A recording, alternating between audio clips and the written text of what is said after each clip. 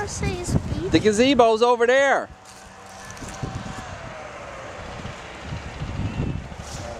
Andrew Crisson, who presented an essay along with his classmates to his teachers and then to the Sherman veterans for consideration. So Andrew, if you wouldn't mind.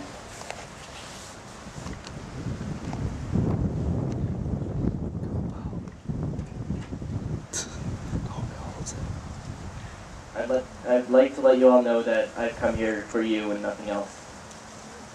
So, Veterans Day is a day dedicated to the remembrance of those who have served our country in the military. In a discussion with my grandfather, a veteran of the Vietnam War, I learned that these times for him were difficult to this very day. It is clear that while watching his face and hearing his words, that his sacrificial service should be honored and respected as he performed the job ordered by his country's leadership. Along with many armed forces, my grandfather lived on the lines of war, protecting others and their rights while sacrificing safety and health. Certainly war is a difficult situation, especially for those who must participate as our veterans have. My grandfather described the various sacrifices of going to Vietnam under the government draft rule. He needed to be able to sleep in a massive array of differently stressful environments, as well as cope with the knowledge that he must wear the same exact clothes for an extended length of time. He needed to be able to function well in an area of constant risk. Overall, the life of the soldiers were definitely right on the line. Now the next topic is how a veteran must know how to protect his platoon. My grandfather frequently stated protection was the most important of all survival skills. Even though your primary objective is to serve your time and to leave alive, protecting your teammates has gotten much more people out of Vietnam. A reason people were assigned certain platoons is because everyone was placed in a different set of weapons for their duties. As an example, my grandfather was a medic. Therefore, he was helping his teammates and assisting them in that way. Unfortunately, the most affecting topic that goes with being a veteran is the sacrifice that he or she has to face.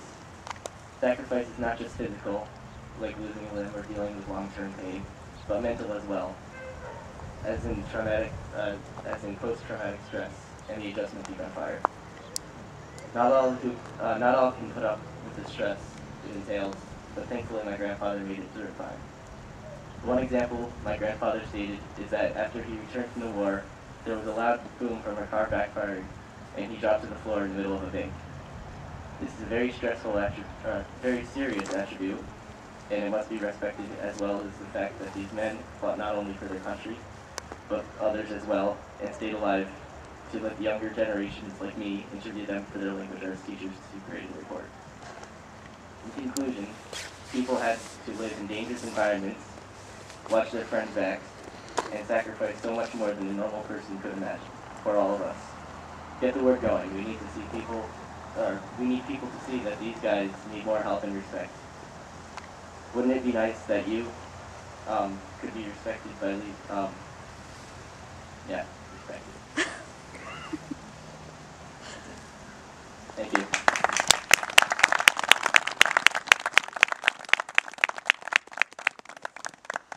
Thank you very much, Andrew. You should know that Andrew's essay was selected from amongst many others that first the teachers in school reviewed and then the veterans themselves reviewed. And I'm told that it was a difficult selection, but in the final analysis, they were so proud of what Andrew had to say about them, the veterans selected him. And to thank Andrew for that, the veterans would now like to present Andrew with a $50 U.S. savings bond, their way of saying, thanks, we appreciate your efforts.